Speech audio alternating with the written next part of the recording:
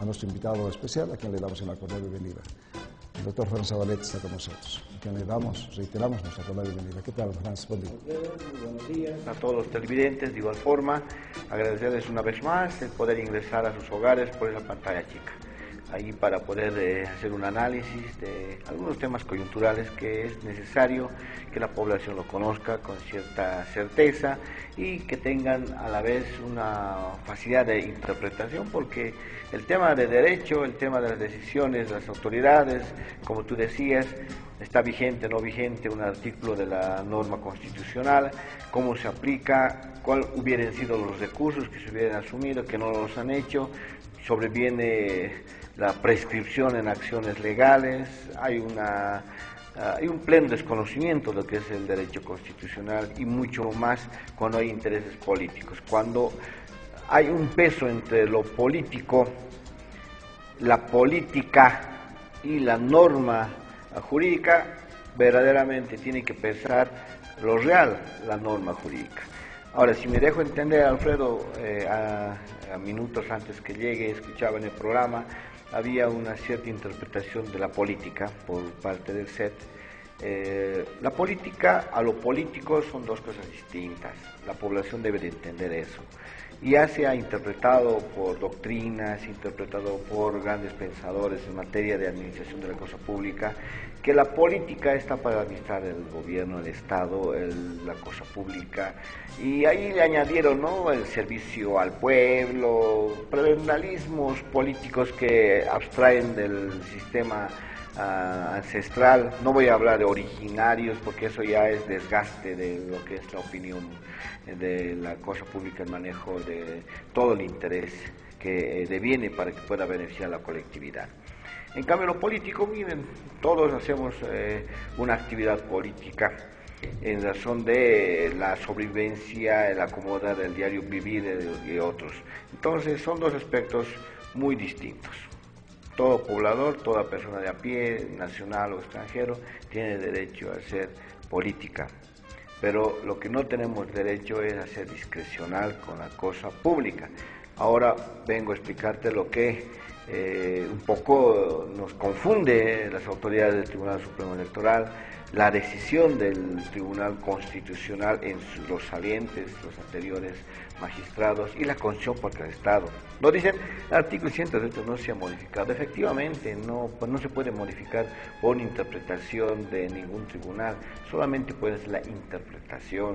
El artículo 168, cualquier otro artículo de la Constitución por el Estado, conforme a la misma norma constitucional, únicamente puede reformarse con un referéndum, pero estos tienen que ser vinculatorios a una reforma constitucional, o en su caso, nuevamente ingresar a lo que es la reforma constitucional en su esencia básica, para cambiar una coma o un artículo de la Constitución por el Estado. Lo que se ha hecho ahora es una interpretación por el Tribunal Constitucional. No voy a mencionar nombres porque ya prácticamente hasta da vergüenza esa interpretación que se hubiera hecho sobre los derechos humanos, sobre la repostulación, sobre la habilitación, no del señor Evo Morales. Con esta interpretación se habilitó a todo el staff, ¿no es cierto?, de todos los candidatos nacionales, subnacionales y regionales. En ese entendido, si el artículo 168 da un límite de ejercicio, esto ha sido interpretado por el Tribunal Constitucional y le da una esencia distinta, que es su facultad, algo que no debería de hacerse, porque hoy por hoy, ¿qué ha tomado como función el Tribunal Constitucional? Es un legislador pasivo. En la norma penal, Alfredo, en norma penal, el Tribunal Constitucional ya hace 10 o 5 años atrás ha comenzado a cambiar la interpretación penal. Salía una sentencia constitucional que establecía ciertos parámetros que cambiaba la esencia del adjetivo penal, del procedimiento penal. Cambiaba la esencia de la interpretación penal. Y así ha sido cambiado todo hasta que ha llegado a la ley 586 de descongestionamiento para que pueda englobar todos estos aspectos y demás elementos. Entonces, ¿qué tenemos como base del Tribunal Constitucional? ¿Y por qué existe esta confusión? El artículo 168 de la Constitución por el Estado efectivamente no ha sido modificado ni una coma. Lo que ha sido modificado es su esencia. por el Tribunal Constitucional. ¿Cómo se va a aplicar? Y el horror está en que esta decisión es de última ratio, no se puede interponer otros recursos conforme a la norma constitucional. Sin embargo, dentro de la aplicación formal y procesal, que no lo van a hacer en esta gestión de gobierno, existe responsabilidad, porque una interpretación doctrinal, dogmática, que esté al margen de lo que establece el derecho internacional, al margen de los derechos humanos dentro de la Corte Interamericana y otros, deviene una resolución contraria a la misma Constitución, a la misma línea doctrinal, y se llama prevaricato, por mandato constitucional. En ese entendido, y el prevaricato en relación de la consecuencia del caos que se vive ahora electoral, que atenta contra la democracia, la seguridad jurídica, porque uno tiene que pensar que lo que está haciendo va a estar mañana solvente, va a estar sólido, va a estar firme. Y no podemos decir que un referéndum, mira, Alfredo, el referéndum es la voluntad de la población expresada en voto. Inclusive eso está por encima de cualquier norma, inclusive la norma constitucional establece que pueda determinar su decisión de vida con ese referéndum. No puede decirse que no es vinculatorio y obligatorio, por Dios, es vinculatorio y obligatorio. Entonces, la interpretación de las autoridades en el ejercicio del poder hacen que se pueda o no aplicar, etcétera. Pero eso sí tiene responsabilidad, Alfredo. Yo les aseguro que el poder es efímero, es pasajero. Este tema del referéndum va a traer mucha responsabilidad. El tema de la interpretación del Alto Tribunal Constitucional respecto al artículo 168 de la Constitución por Estado va a contraer mucha responsabilidad a las autoridades en ejercicio, no al señor Evo Morales. Prácticamente él es el que está recibiendo o no, bien mal, las consecuencias de una decisión judicial. Los que ejecutaron, y los que ejecutaron han sido nombrados de la misma forma con el voto del pueblo, mal, bien, con una discrepancia en análisis, pero han sido nombrados. Y si no respetan al soberano en su decisión, yo les hago un ejemplo para que podamos hacer un movimiento un poco crítico y analítico. Deviene unas elecciones, no le conviene a alguien, lo anulan, con otros lo anulan, y si le conviene se consolida. Entonces, ¿qué estamos haciendo? Estamos rompiendo el principio de seguridad jurídica, nunca vamos a tener un final, una decisión del pueblo. Mira, esto en África ha ocurrido en Asia. Y ahí se ha devenido la crisis de gobernación, de gobernabilidad, y viene la crisis de la democracia e ingresamos en el nefasto mundo de lo único. Ya somos dictadores. En ese sentido, un análisis así de sencillo es la interpretación y la vigencia del artículo 168, querido Alfredo. Pero Baricato, hoy, mañana o pasado. Hoy, mañana o pasado, pero va a ser en esta vida. Usted lo va a ver, Alfredo, yo también, porque el poder no es eterno. Acá se ha hecho una exhortación públicamente a las autoridades de que primero está la Constitución y después las interpretaciones deben de basarse en razón de un análisis correcto, doctrinario, que ya ha avanzado más de 100 años, por Dios. No estamos inventando nosotros la pólvora. Con cambiarle a la Constitución Política del Estado y añadirle plurinacional, lo que se ha hecho desde la reforma constitucional de 1993, que ingresa en 1994 con eso de pluriétnico, multicultural. Señores, más nombres le ponemos, más artículos inventamos, creyendo cambiar la esencia misma del país. No. La Constitución es la Constitución, el cumplimiento está dado, la interpretación del Tribunal Constitucional debe darse conforme a la línea doctrinal vigente en el sistema constitucional del mundo dentro de nuestro sistema. No puede ser que lo hagamos discretamente y eso contrae responsabilidades. Tema preocupante, por eso mencionábamos acá, todos tendríamos que estar, agarrados con uñas y dientes de la Constitución Política del Estado. Rompemos aquella, es decir, estamos en un naufragio, diría hasta total, ¿verdad? Donde cualquiera va a poder hacer vulneraciones, y hoy la falta de respeto y consideración de quienes lo hicieron y de quienes nos pidieron que lo hagan. Hay autores intelectuales y autores materiales en el tema, ¿verdad? Tema preocupante, por cierto, y ojalá que en algún momento sea reparado este daño que le estamos haciendo no solamente a la condición política del Estado, sino estamos haciendo un flaco favor a la democracia de nuestro país. Que cuánto sacrificio ha costado precisamente retornar a aquel 10 de octubre de 1982. ¿Cuánto sacrificio ha costado aquello retornar con una inflación de más del 23.000%? Recordemos la situación difícil que hemos pasado precisamente los bolivianos. Eso fue el producto de recuperar la democracia en nuestro país. Pero de ahí adelante se utilizaron otros términos como Bolivia se nos muere, etcétera, etcétera, pero al final llegamos a un momento en que los trabajos que se han hecho, por muy pequeños que se hayan llevado adelante, es decir, algo de bueno quedó de tantos males, como esta bonanza que hemos vivido a partir de los años 2008, 2009 adelante. Pero ahí están las cosas. El tema precisamente, tú hablabas, Franz, de este descongestionamiento.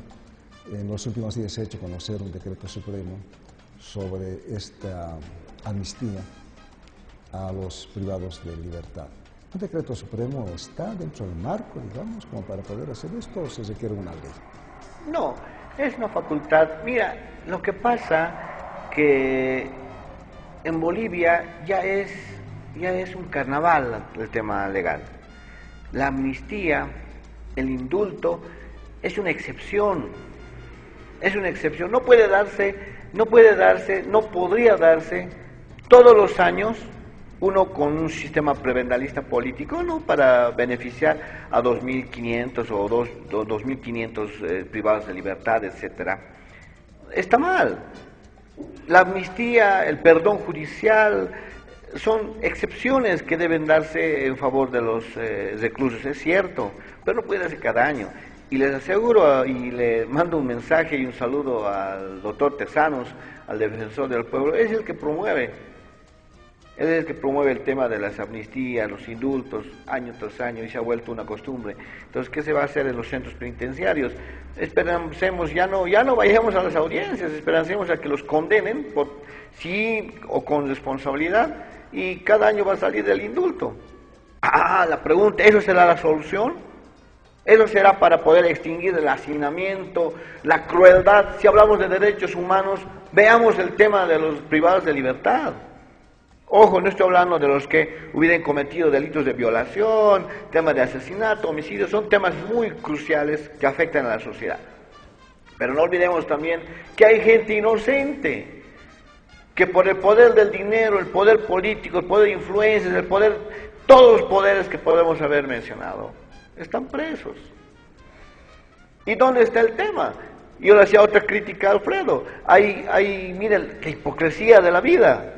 Hay jueces en la ciudad de La Paz que promueven actos de recaudación, llámese fiestas, llámese kermeses, para efectivizar un regalo para los niños de padres privados de libertad. Es una vergüenza. Esos jueces, sabiendo que esos señores, padres de familia, pueden tener una medida sustitutiva, no lo hacen. Sin embargo, hacen fiestitas para recaudar fondos para darles un juguete a ese niño. Denle al padre. El padre es el que le va a dar la felicidad de estar con él y le va a dar su juguete. Ya no hagamos amnistías, Alfredo. No hagamos amnistías, porque el requisito de la amnistía, el indulto, está en que primero se condene, tenga una sentencia y posteriormente salga. Lo que hacían los del Ministerio Público, ¿sabe, señor privado de libertad X? Usted puede beneficiarse con un abreviado, un proceso abreviado. El único requisito que necesita es denunciar a un juicio oral público y contradictorio y responsabilizarse por el delito, cualquiera que fuere. Y los fiscales evitan investigar si fue o no, porque es su función. El desesperado, estando ya una persona detenido por más de 4 años, imagínense 4 años, un detenido inocente, la desesperación va a hacer que firme cualquier cosa. Como dice, va a vender su alma al diablo. En ese sentido, lo que le sugiero al señor Héctor Arce, que seguro estoy que estos programas que son muy vistos, va a llegar al tema del Ministerio de Justicia, hagamos un proyecto serio, con personas que hayan estado en el litigio, no con los que están en gabinete. Los que están en gabinete, como yo lo hago, leer un libro, leer la prensa, enterarse de temas por las redes sociales, no te hace solvencia en las decisiones. Existen personas de mucha larga trayectoria, mucha formación académica, que pueden aportar, y gratis, señor ministro, gratis. ¿Por qué? Porque somos parte de una sociedad que hemos visto esa mezcolanza entre los intereses políticos, intereses económicos, y lo peor, la ignorancia de sus jueces, de sus fiscales que han sido nombrados a dedo. Y estamos viendo en las redes sociales el último nombramiento de vocales. 1 o 2 son rescatables, efectivamente, que los conocemos, que han demostrado en la vida nacional e internacional representando a Bolivia. Pero los demás, señores, yo he estado en esas audiencias. Cuando somos irresponsables con estos nombramientos, cuando somos irresponsables con esta seriedad que debe darse a la justicia, somos parte de una criminalidad, Alfredo. Somos parte de una criminalidad. Se ha hecho varias críticas. El tema del descongestionamiento debe de darse en la ley, debe de hacerse una ley, pero una ley seria, no ley es parche. Y además debe de consolidarse el tema de establecer todo el tema respecto a darle una solución a los hacinamientos. Alfredo, si vemos estadísticas, y eso invito a la prensa, a todos los colegas, vean cuántos detenidos preventivos tenemos hasta antes de la reforma constitucional de 2009, después del ingreso del Código de Procedimiento Penal oral, público y contradictorio y continuo. ¿Cuántos detenidos teníamos? Teníamos menos de los que tenemos ahora, con un sistema engorroso, un tema largo, que era escrito, pero teníamos menos detenidos como los de ahora. Los centros penitenciarios no estaban no habían hacinamientos, pero como ahora el fiscal pide detención, el juez le otorga la detención, con o sin razón. Les decía, pasan 2, 3, 6 meses, 1 año, les dan un sobreseimiento, un rechazo, etcétera, pero aquí hay una ignorancia, tanto de la ley en su aplicación formal y constituir nuevas leyes, y para hacer parche, ¿no?, para que el privado de libertad busque alguna salida, damos un decreto supremo y porque el decreto supremo es facultad del presidente, el indulto es un perdón presidencial en todo caso, por su esencia y su naturaleza. Pero en el pasado se ha hecho una ley en el Parlamento, se ha sancionado una ley en el Parlamento, luego promulgada por el presidente. Eso me llamaba la atención en el tema, por ejemplo, de hablar de la amnistía. Es decir, sabemos que en el pasado ha sido un decreto presidencial, ¿no? Pero en el tema del indulto, es decir, sabíamos que tenía que por medio haber una ley. Son dos figuras distintas, tanto el indulto como la amnistía. Y en la última ley, antes de la que salió en diciembre, fusionaron las dos, tanto el indulto como la amnistía, por el tema de indulto parcial, indulto total, que es una ley, ¿no?, y la amnistía, que es razón del ¿El indulto es una ley? Es una ley. ¿Necesariamente? No necesariamente, porque tiene la misma consecuencia con el perdón judicial, le dan condiciones y cumplen, se atienen a lo que es el decreto supremo o la ley. Porque el perdón judicial ya está dado, ¿no es cierto? El perdón judicial es parte del procedimiento. Del procedimiento. Por ciertos parámetros que no sobrepasen a los 2 años de privación de libertad por cualquier delito que sea dentro de ese margen. Ahora, en este tema, ¿es solución al menos ligeramente parcial el descongestionamiento con No, este... mire, yo le resto esa figura porque va dirigido a quienes. Así textual, señores. Va dirigido, que seguro que me van a odiar los señores privados de libertad por este delito, va dirigido a los que tienen actos por narcotráfico, ¿no? Que tienen una pena menor a 10 años, se benefician con este beneficio por ser el primer delito, etcétera, y en la falta de registro, algunos reincidentes tienen aparentemente el primer registro y comienzan a ser beneficiados con esta figura. Le doy públicamente porque yo estoy en el acervo diario y veo esa figura. Puede beneficiar también a otras personas mayores que hay, es cierto, que están muy enfermos. Miren, si en la vida que es a diario conocer, hay personas que están enfermas, mayores de edad, abandonados, es lo mismo que se vive en el penal. En el penal existen personas adultas, mayores, con enfermedades terminales, y a los jueces, que pueden aplicar la norma sin necesidad de una amnistía, no darles una medida sustitutiva, que mueran en sus hogares y no mueran en el penal, en otras palabras. Ahora también, Franz, en ese tema, cuando está por de medio la Fiscalía, los fiscales, pero también están los representantes del Ministerio de Justicia, del Gobierno, ¿cómo se llama?, sobre el control de los bienes del Estado, etcétera, etcétera, están allá.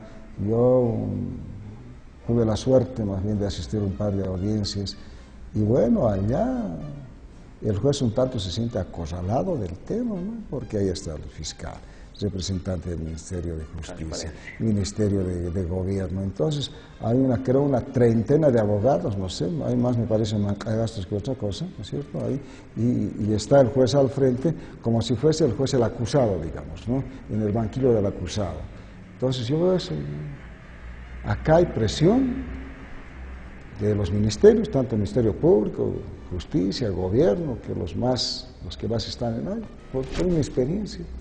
Y entonces, ¿qué haces ante ese Mira, Alfredo, yo te hago una... Si el juez desobedece, digamos, a estos tres, solamente hablamos de tres instituciones, ¿no es cierto? Ministerio Público, fiscales, Gobierno y Ministerio de Justicia, y si el juez dicta en contra de ellos, dice, no es prevaricato, lo iniciamos juicio, lo destituimos. ¿Qué pasa con eso? Alfredo, primero, toda autoridad que se denomine juez y se respete, primero tiene que conocer derecho. Ahí está el primer error. No conoce derecho, se siente intimidado porque le van a mover un poco el piso y ya no sabe qué hacer. Primero tiene integridad y saber que lo que va a hacer, va a decidir, va a estar atendido primero a la Constitución y la ley especial. Ahora, si no tenemos dos elementos, señores, tenemos estos jueces, pues, ¿no? Yo le cuento, tenemos causa, y no me van a dejar mentir, hay causas donde está el Ministerio de Gobierno, como tú decías, donde competencia no tiene. ¿Cuál es la competencia del Ministerio de Gobierno? Y es una llamada al señor Carlos Romero, manda a su personal a la dirección jurídica en temas que no tiene ningún ápice de competencia, el tema de seguridad de Estado, interno y externo. Pero están, para presionar. Pero ahí... Ministerio de Justicia, por la unidad del Viceministerio de Transparencia y Lucha contra la Corrupción. Es cierto, ellos pueden estar de oficio en las persecuciones penales, pero ¿a quiénes mandan? A un doctor Morio, le digo con nombre y apellido, que ha estado en persecución presionando a nombre del doctor Héctor Arce, en el caso Jerry Fernández, que tenía que ver el viceministerio en un tema donde prácticamente es a instancia de parte. Hablemos del tema de la FELCN. Alfredo, Lío con nombre y apellido. Los fiscales de sustancias controladas a una audiencia van 7 fiscales. ¿A qué? A que vaya a hablar solamente un fiscal, pero los demás deben ser su cuerpo de seguridad, los edecanes fiscales, que no saben del tema, porque es corporativo, y cuando la otra parte o otras partes, otros sujetos víctimas en persecución e investigación por la FELCN están en las oficinas de la Fiscalía, no pueden conseguir un requerimiento, obviamente, si todos los fiscales están en una audiencia. Yo no entiendo la naturaleza. Y esto fue criticado por una juez en tribunal. Yo te pregunto en ese tema, que es que todos conocemos.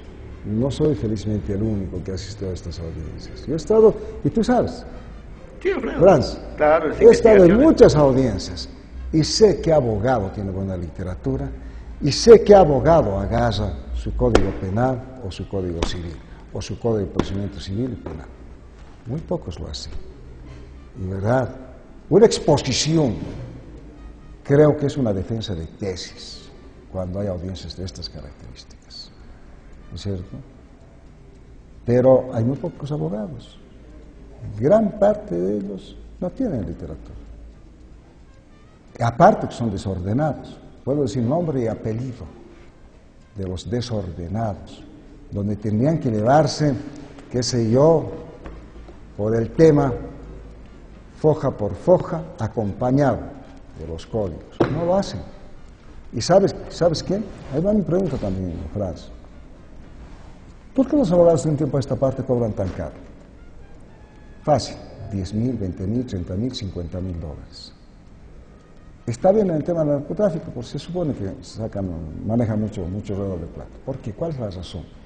Hay hay un arancel del abogado.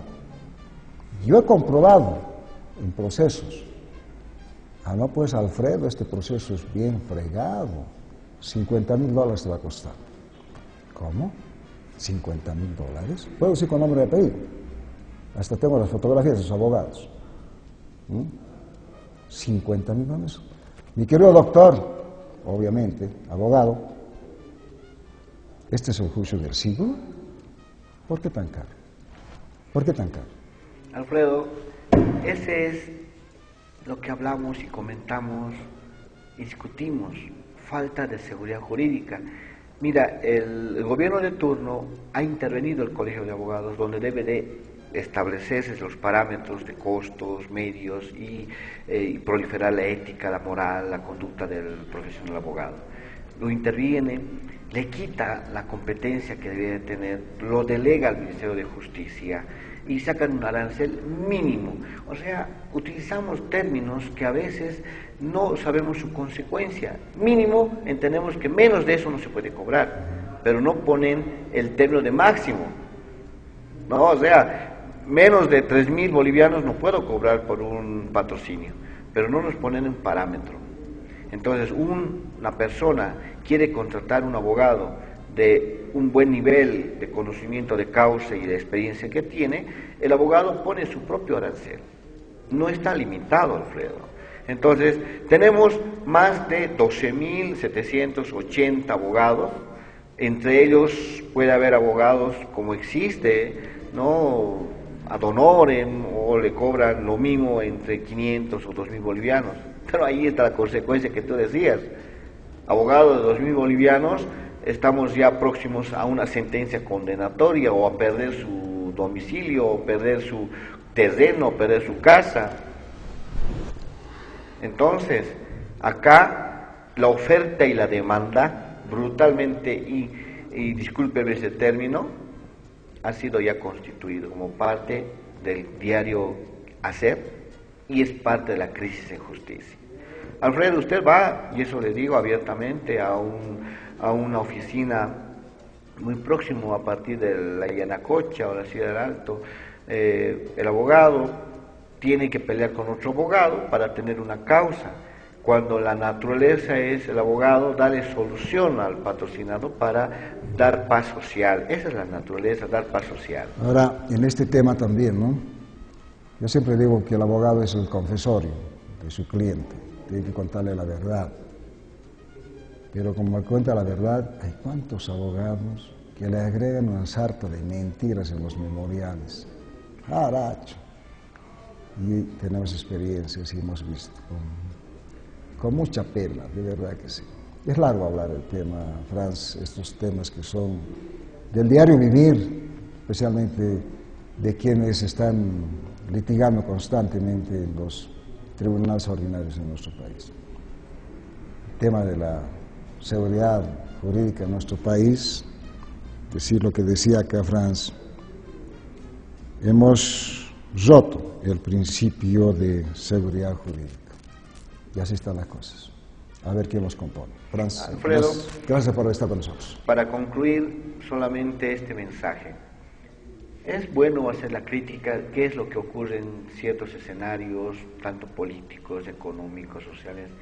Lo que estamos olvidando es el origen, porque un problema tiene que tener un origen.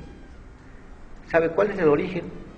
A modesto entender de quien les habla, es que en el país hemos comenzado hace 10 años a perder el respeto. No existe frenos morales, no existe ya hoy por hoy el tema de la moralidad en el quehacer del diario vivir de la persona de a pie. Es lo mismo ser un delincuente a ser una persona adecuada en ley. Es lo mismo mentir hoy y mañana desmentir. ¿Qué podemos esperar si hemos introducido en la norma constitucional esos 3 principios, Samayuya, Evangelio y Amasúa? No seas mentiroso, el principal. ¿Y quién tiene que cumplir el no seas mentiroso? El primer hombre de este Estado. Y el último hombre también, y la mujer, obviamente. Empezamos el primero. Ahí es el detalle. Si perdemos más frenos morales, señores, ¿qué educación vamos a tener con la juventud? ¿Qué educación con las personas adultas mayores? ¿Qué educación para las personas que estamos en la mitad de la generación? Señores, esto es una crisis. Ahí comienza. La crisis jurídica, la crisis económica, cuando no existen los frenos morales. Gracias, Franz. Alfredo, hasta otra oportunidad. Muchas gracias.